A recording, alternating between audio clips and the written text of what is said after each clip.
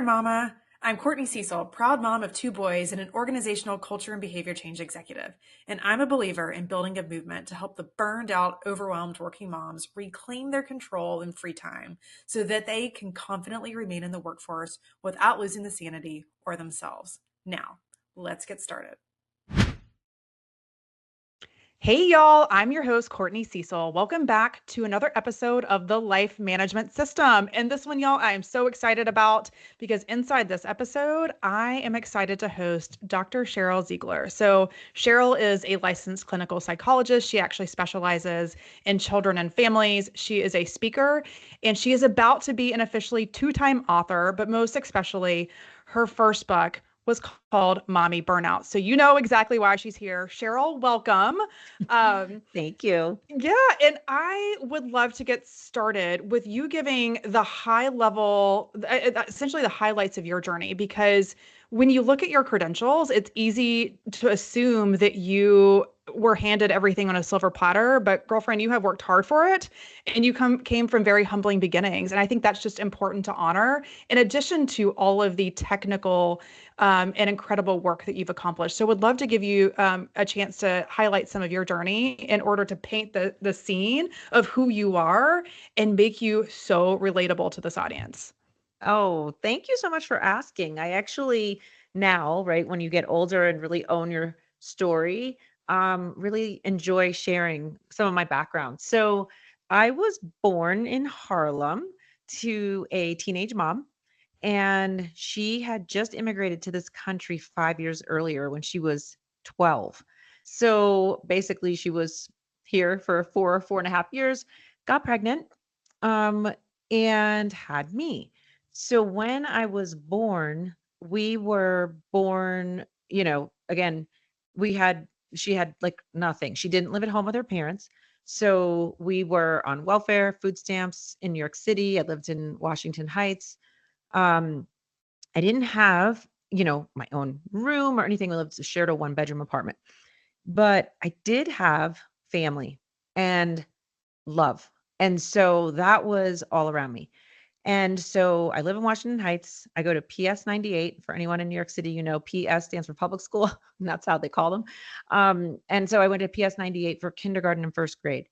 And then the story goes that my first grade teacher said to my mom, if there is any way you can get her out of here, she really is, seeming bright. I think she just has this a specialness about her. I mean, again, this is how the story goes, right? And I would really encourage you to do that. So somehow between that comment, my mom winds up meeting a New York City police officer who has four children, lives upstate. Upstate in those terms are 1 hour north of New York City, and his wife had walked out on them. So now I think he needs a wife, and she was trying to get me out of there. They get married, and I go from sharing a bed essentially for the first 7 years of my life to moving upstate where no one looked like me, no one talked like me because I spoke Spanish. And I became the youngest of five. And that just started, I think, my journey of sort of relating to anybody, going through a lot of stuff, and really acclimating, right? I acclimated. I learned English more fluently. Then I lost my accent. I think I did all of that pretty quick. Kids can do that quick, but I don't know, by the end of second grade for sure.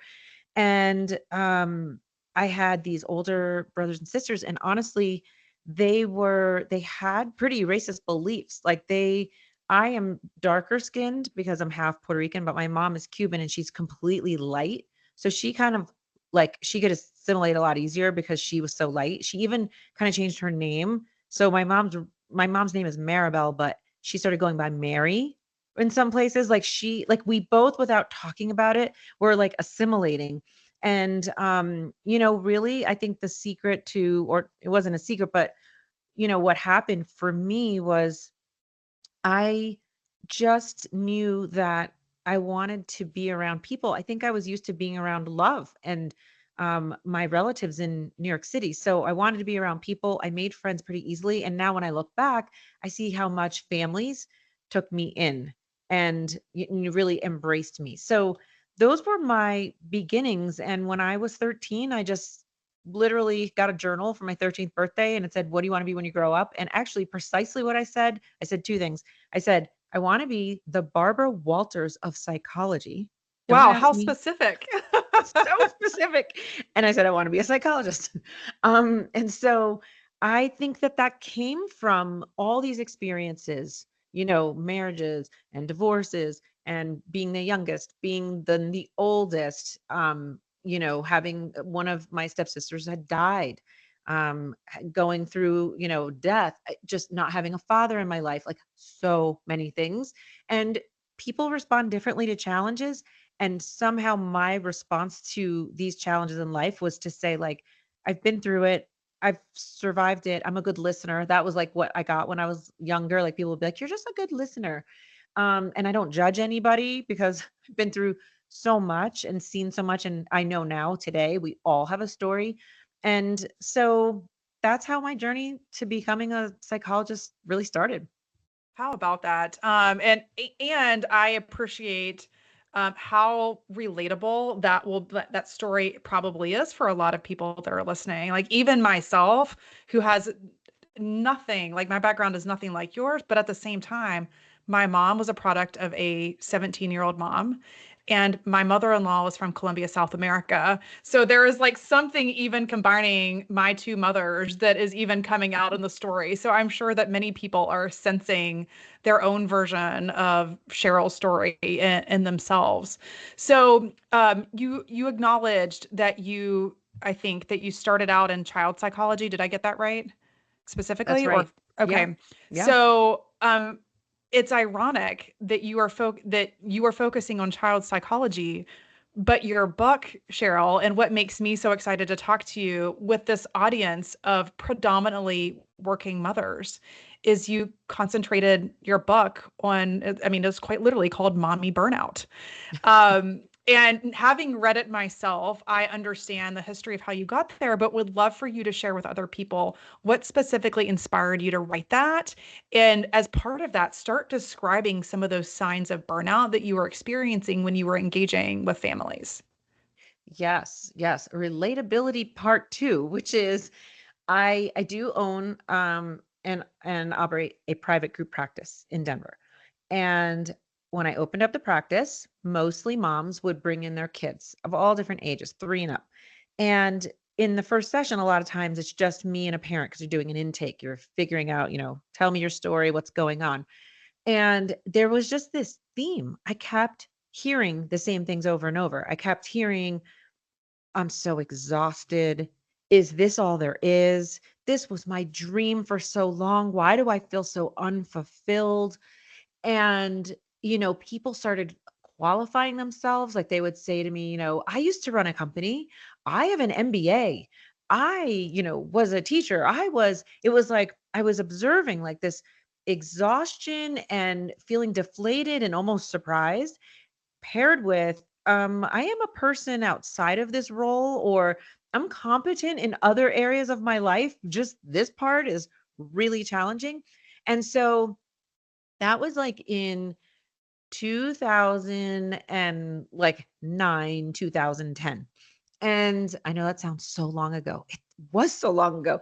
And then what happened was I had already had one child and I had been through infertility issues and I was one of those like over the moon beyond grateful to have my first baby.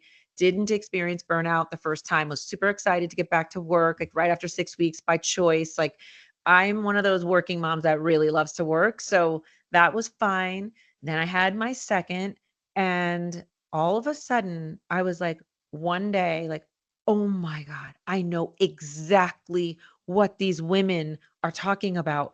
And I just felt for me, the feeling was I am drowning and I'm drowning. And then I come up for air and then I take a breath, but I know I'm about to drown again. And then I just go back up and down. And I just couldn't believe how hard it was, how exhausted I was, how I felt. I remember one day saying to a friend of mine, I swear I can't even unload a dishwasher because I had a 2-year-old and had a baby and I couldn't unload the dishwasher. And that was like a big breaking point for me. Like, I'm like, it should take 5 minutes to unload a dishwasher and I haven't unloaded it all morning kind of thing. And so at that moment, when I went back to work, and I think I went back to work after like 10 weeks, I was really ready. And I really, when they started saying the same things they had always been saying, I just felt very different now. Now I was like, uh-huh, I understand. So I just started writing my notes and observations, and I started like forming what I thought was was a book. And at the time, if you look back at the time, it was like barely blogging was barely even a thing. So this was a secret. And that's kind of how I open up Mommy Burnout, where I'm like, I feel like I've been keeping a secret and walking around with it for a really long time. And I think that the world would be a better place if we all shared it. And I would literally, like, I remember exactly who I'm even talking about. One mom would be leaving my office while another was either coming in to see me or dropping her kid off. And I would have this quick moment like, oh my God, I so wish the two of you would talk because you're both feeling and experiencing the same things. And if you would just talk, it was like such a simplistic thought. The world would just be a better place. That was literally my thought because we'd be less lonely and feeling like less of a failure. And is it just me? Is it just my kid? And so that's how Mommy Burnout came to be. And I would say that my working title was modern day motherhood. And because that's just what I thought it was, I was like, this is modern day motherhood. And then I had an agent and she's like, we can't call this modern day motherhood. And she was like, you need something else. And she was like, I feel like you're talking about a condition that needs to be named. And I was like, that's interesting. Okay. You want me to name a condition? Like, and she's like, yeah, figure out, like, we got to call this something. And I just went back to the research on stress and burnout that really started in the 1970s with ER docs and nurses. And there was so much turnover. Psychologists started studying what's going on in these settings. And what they realized was when you have chronic stress, like burnout is the condition of feeling like you no longer are good at your job, you become cynical and resentful, and you leave, right? You leave or it's really toxic. And so it's chronic physical and emotional exhaustion. And I was like, but that's motherhood. Like that's what it sounded like to me. And so we called it mommy burnout. And I mean it like in the true syndrome sense of burnout. And lately I've been telling people mommy burnout came out probably 2 years before its time, because it wasn't until in 2019, actually, the World Health Organization classified burnout as a syndrome. And then in 2020, the pandemic came and people knew this was a real thing. And all of a sudden, you started seeing parenting burnout everywhere. And now that's like a real thing. But I'm really proud to say that before all of that, I had the same observation. Yeah, look at you, trendsetter. But also, I think that there's something there, Cheryl, around the relatability of having your second kid. When you have your first, I mean, I was cocky as hell. I'm just going to put it out there. Like, my husband and I were like, we don't understand why this parenting thing is so hard. Oh, yeah. Like, And what's we were wrong? You had an so angel humble when baby. our boys are 18 months apart, and that second one came, and I'm like, oh God, what did we do to ourselves? So I also experienced that, like, the rug being pulled out from under my feet and the floor Hmm. shift after my second. But that's exactly what inspired me to start Working Moms Movement, because it really is a space. And you indicated you wish those two clients of yours would talk. And that is what I have found, that misery loves company. And I have established a group program for that reason. Yeah, of course, I'll work one-on-one with people if that's what they really need and desire. But at the same time, I think that there's something about going through the muck together when you are learning together, you're growing together, and you're able to see part of your story in somebody else's to realize that you're not alone. That's So right. That was you key. Knowing you're not alone really is there's something magical that happens just right yeah, there. Even if they yep, don't have, yeah, if the other person, if you and I were talking at the time and you didn't have a solution and neither did I, just knowing we were in the same boat already takes a significant portion of the stress off of us. right. Yeah, exactly. I actually had this dream in the very beginning that I wanted to help new moms. Like I was like, I'm gonna come in, I'm gonna be the hero, I'm gonna help them get ahead of it. I'm gonna help them put all these life management systems in place so that way they never experience the burnout that that I have and so many of my clients have. And what I learned is that new moms just aren't in a place to want to do that. Like they haven't experienced that pain yet, and they almost have to experience that in order to say, you know what, it is worth investing in my own sanity. It is worth helping get me to a place where I can actually enjoy this phase of life. And you actually called that out several times in the book. If I'm trying to conjure up the memory, but you were indicating that moms would really only seek help if their kid had some form of behavioral challenge that they were trying to solve for. Am I remembering that correctly? You absolutely are. I mean, I was like, sometimes even with the book, I'm like, oh, this was just actually like I had to put in a subtitle. So the subtitle is How to Reclaim Your Life and Raise Healthier Children in the Process. I knew that they had to feel like, well, if I'm going to invest this time myself, it can't just be about me. It has to help my kid in some way. And so that's why I included that in the title, because it is true. If you can reclaim your life, if you can be happier, right? If you can manage your stress, you really do have healthier, happier children. But they, they meaning us moms, we have to be reminded of that over and over and over. Your self-care is your service to your family. And um, I think that there are still right now probably thousands and thousands of women who just don't buy into that. And they have so many stories as to why they didn't see their own mother do it. They still feel a lot of guilt. Maybe they don't have a supportive partner. Maybe they're a single parent, whatever it might be.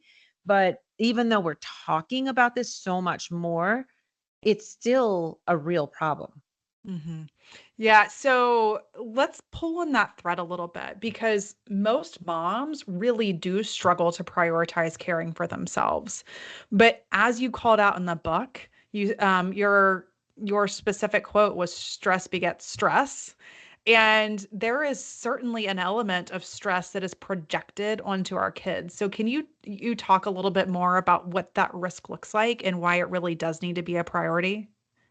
Yeah. So first, it just made me smile because I forgot about that one. Where I came up with that from, if you remember back in the day, is Sleep begets sleep. sleep begets Yeah. sleep. Yep.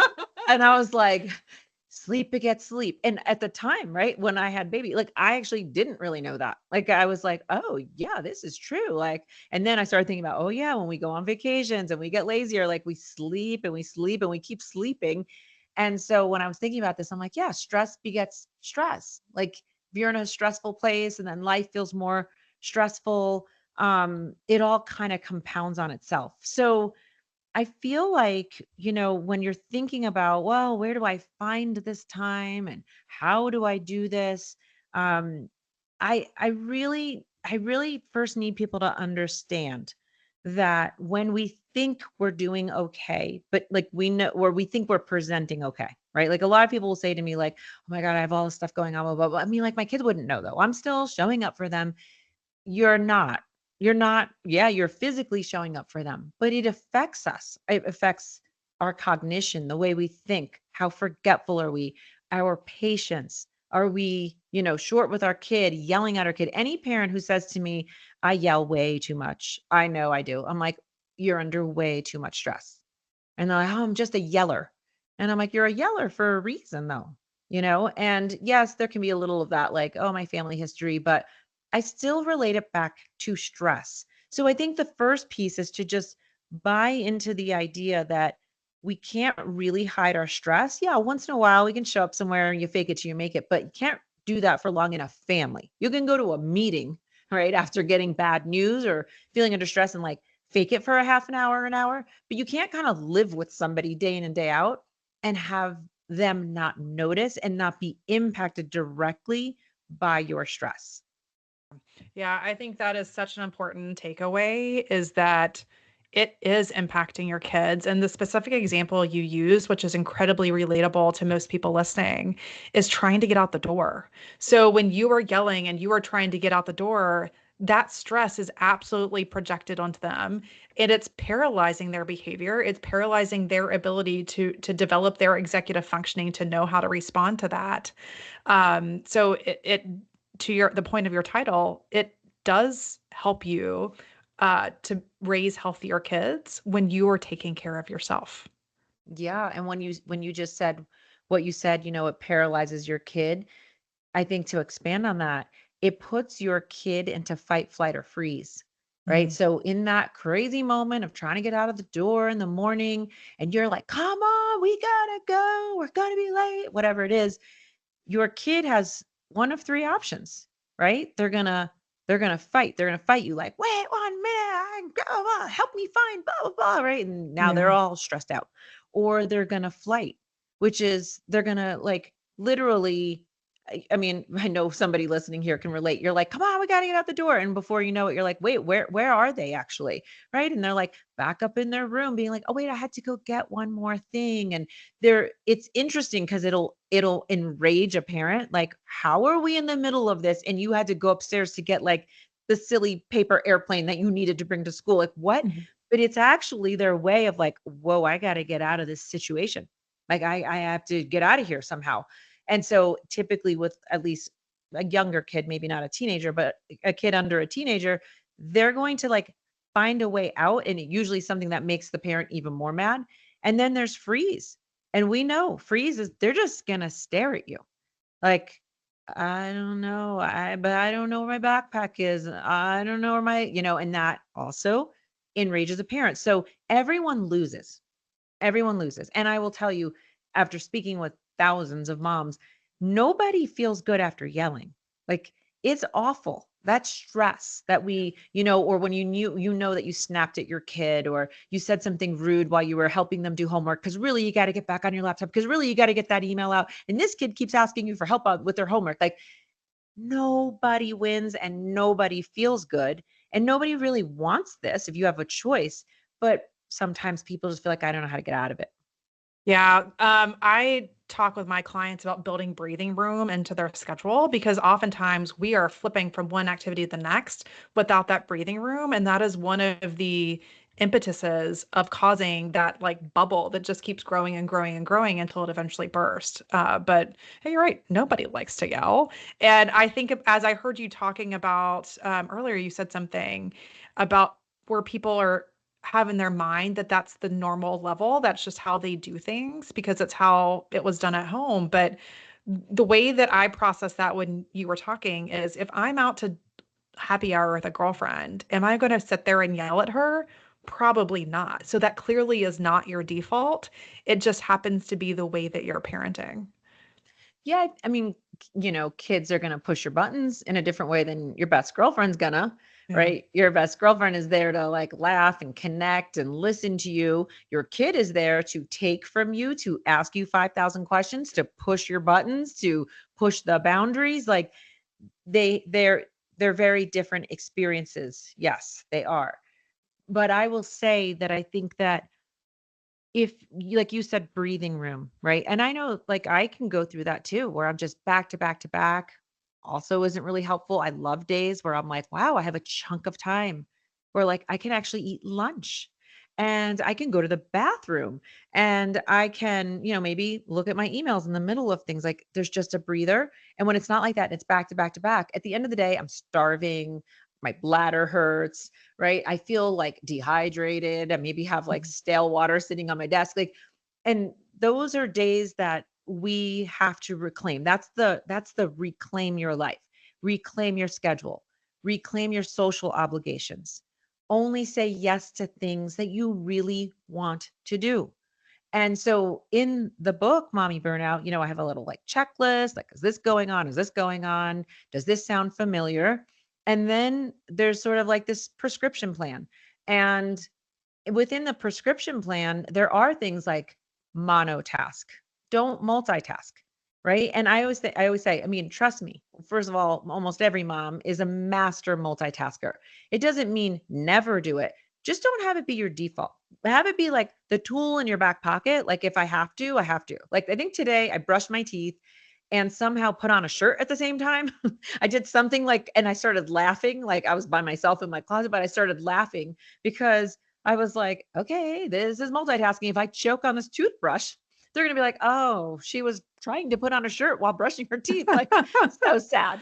But I do really try to like, it's like a boundary. I try to really like protect my space in the sense that, like, even when I'm in my home office and I'm doing something, I've got glass doors, the kids will see me or my husband will see me and they just want to pop in. And sometimes I just nod my head no. Like, no, I'm not on a call or anything, but I'm in the middle of my thought or I'm in the middle of writing something. And unless this is an emergency, I have to protect that space. And so I've been working on that. To me, that's like, at least for me, and I think for a lot of other people, that's a really hard one because that has to do with boundaries. But I think that there are really simple things that just if you read them on paper or in a book, you go, "Oh my gosh, really? This is like it?" Like especially when you say to someone, "Go meditate, go take a walk, go do exercise." But it's funny how sometimes it is the simple things that are free, accessible, right under our nose that we just don't do. Like it almost Yeah. seems like the problem is so big and the solution couldn't possibly be that easy, but it kind of is. Yeah, oftentimes I find that women know what their boundaries are. The struggle isn't actually honoring them. And I believe a lot of the struggle with honoring them is because they make everything a priority. And you kind of alluded to this. What I teach my clients is you start with what you value. Your values inform your priorities. And when you know are super clear on what your priorities are, you know how to expend your resources. Your resources are time, money, and energy.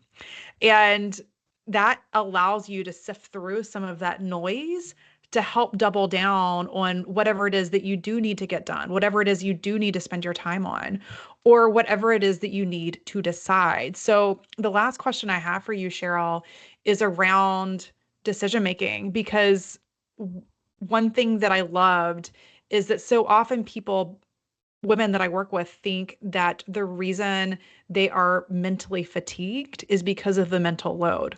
Now, don't get me wrong, it's real, it's present, and it's out there, but there's so much more complexity to it that they're just not appreciating. And you called attention to one that I think is really important around decision making fatigue and how that's a challenge for people. So, would you mind elaborating on that a little bit?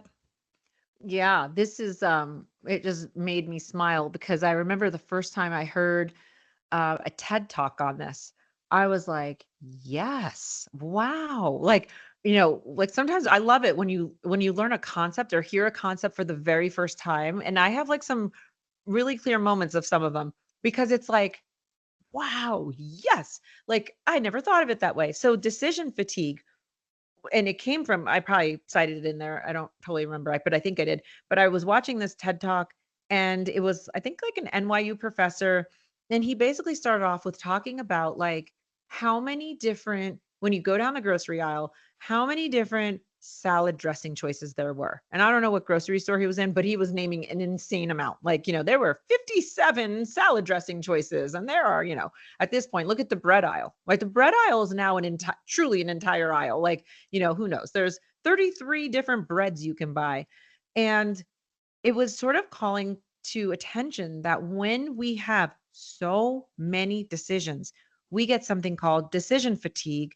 And that is just another bucket of stress. And Mhm. so the examples I gave, which are all relatable, right? When you go to buy a stroller, right? When you're registering for your baby shower, or you're getting things for your baby shower, how many diaper choices, diaper creams, strollers, all these different things. And what winds up happening is you feel totally overwhelmed. It doesn't feel like this is so great. There's so many choices. It feels like, no, this is excessive. And why do we have so many choices? And so I think that on a daily basis, I don't know the actual figure, but I should. The average mom makes, I'll just say, a lot of choices.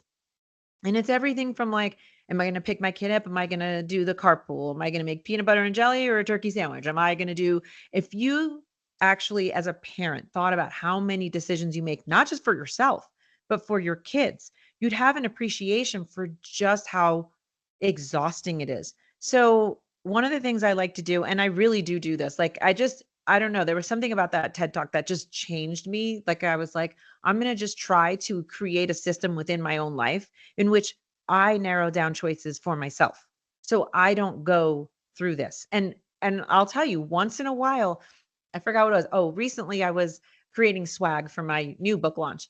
And I actually had asked an assistant to do it for me. Right. So that was my attempt. I was like, hey, why don't you pick out some swag and show me just like a couple of options and then I'll just pick those.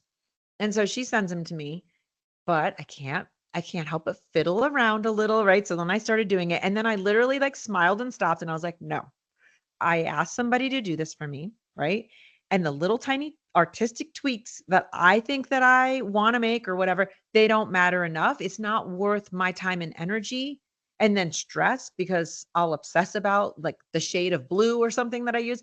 I outsource that. I need to go with that. And so those are the kinds of things that you need awareness and then you need an action plan and then you need the follow through. And so sometimes I have to remind myself, sometimes I do it for myself, but I will tell you what a relief it feels like to know that I am actively in process of doing that on a daily basis. Yeah, I love that you called attention to the fact that it's not that big of a deal. So I tell people that, particularly my clients that I work with, that there's no decision that's so very rarely is there's a decision so big that it can't be changed later. Rarely is whatever you're deciding that big of a deal, but also action brings clarity. And half the time, you're really not going to know what's best for you even in the big moments, unless you start taking a step in one direction. And that alone will help shape. I'm going to link this in the show notes for anyone listening, but I actually created the top 10 time wasters and a guide to identifying the top 10 time wasters. And I promoted it probably at some point last year for a good bet. And one of them in there is certainly around decision making because most people think what they're wasting time on are things like social media. Sure, of course, that's an obvious one, but most of the time it's around the mental infrastructure that is weighing them down that they're underestimating. So I really lit up when you talked about that because it resonated quite a bit with me. Um, Yeah. I mean, like you said, I mean, our time is just what we have to protect. There's just yep, nothing else that's more valuable than our time. yep, Nothing. exactly. Yeah, Nothing. Even I when agree. you said money and what did you say? You said the three you were like or three Oh, the three resources. resources, the time, money, and energy. Yeah. And when you said that, I was thinking, and money and energy are informed by how we use or don't use our time.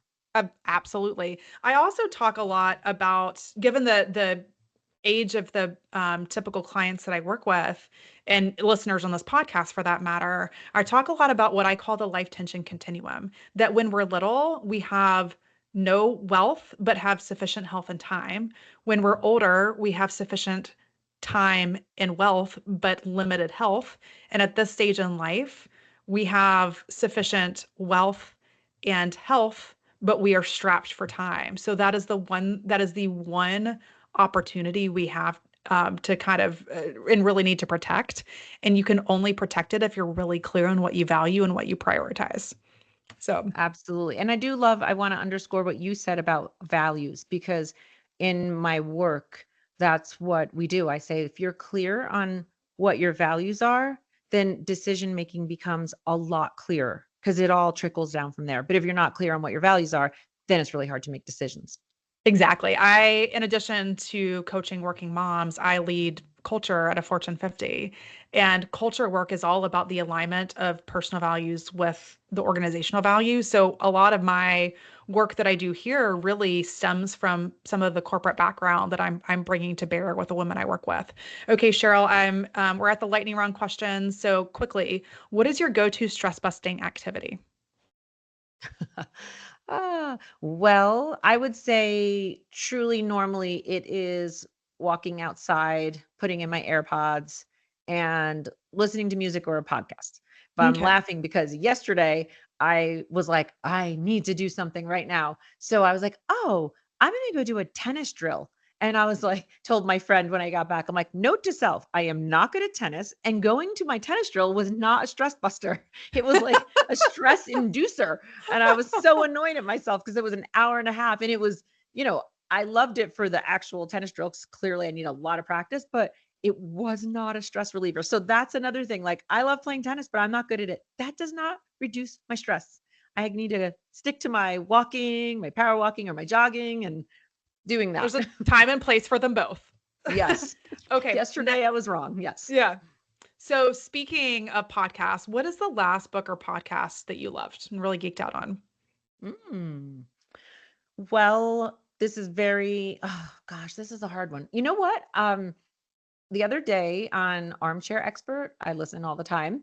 They interviewed, I don't even remember his last name. His first name was Brett something.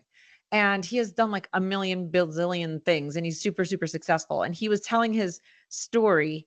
And I was really enthralled with it because it was like, they do really long interviews and you kind of start to follow the trajectory of how he got through things. And there was something like, I don't know, fun and inspiring about learning about someone else's journey. So that's the very last one that I Okay, how about personally that? like. Well, Yeah. I enjoyed listening about your journey too, which is part of why I wanted to open with that. Okay, last lightning round question. If you could wave a magic wand, what task would you eliminate forever? I think dishes. It's kind of a tie between that and putting away clothes. I like folding them. I don't like putting them away. Oh, Something for between sure. dishes or that's not fair because nobody likes to do either one of those. Mm, Yeah, it is maybe fair putting away though. clothes. Maybe Yeah. putting away clothes because dishes, although I don't like to do it, I do it because it's in the middle of the house and I can't leave dishes overflowing. But my clothes, I'll just move them and I'll push them in places. Uh-huh. Yesterday, I threw them back in the dryer because someone was coming over and I was like, oh, I didn't put these away. And I was like, oh my gosh, I'm hiding them in the dryer. But I did. So probably putting clothes away. That is truly one of probably the top of my list too. I never, ever, ever desire to do my laundry again for that very reason, because I cannot trust myself to finish the task. Yes, I don't mind Uh, putting them in. I don't mind doing the dryer. I even like folding. I kind of really like folding. I don't like putting them away. Yep, I get that. Okay. Can you give the cliff notes real quick on your next book? And I know it's right around the release is right around the corner, so I want to make sure that people have the context on what it is so that I can link the pre-sale below. Absolutely. So I wrote The Crucial Years, and that's for parents raising kids between the ages of 5 to 12. And it is really a book about modern puberty and mental health in middle childhood, which is a part of childhood that doesn't get a lot of attention at all. And so I'm really excited, very proud of this book. It kicked my butt to write it. And I think that parents, I hope, are going to feel really empowered. So I'd say for any parent with a kid under the age of 13, even if you have a 4-year-old, this is just a guide that I genuinely think, I know I wrote it, but is sort of invaluable because it just covers so much of what parents feel sort of lost about, quietly lost about, because we don't talk about this stage. So you'll complain about teenagers because everybody does that. But when your 8 and 9 or 10-year-old is struggling in any way, we tend to kind of keep that to ourselves. We don't want to talk about it. So that's The I love Crucial Years. that. I really, really love that. So I will make sure to link that in the show notes. Last question, Sheryl, you also speak. Let people know where they can find you if there is an opportunity for people to bring you in and wherever it is that they work. Yeah, I love that. I work with companies, I work with ERG groups, really all around the world. And I talk about bringing mental wellness into the workplace. And so if people want to have me come speak, they can find me at Let's Engage. That's who represents me. Or they can go to my website, drsherylziegler.com, and I have a speaking page and all the information is there. Perfect. Well, friends, thank you so much for being here. Again, I will link Sheryl's website and her book below. I will also link my top 10 ways you are likely wasting time that you don't know about. Spoiler alert, making and overanalyzing immaterial decisions like salad dressing and bread is certainly one of those. So I'll link that below. But in the meantime, subscribe, rate, and review us if you like what you heard. But until next time, friends, if nobody's told you lately, you're doing a great job. You've got this, Mama.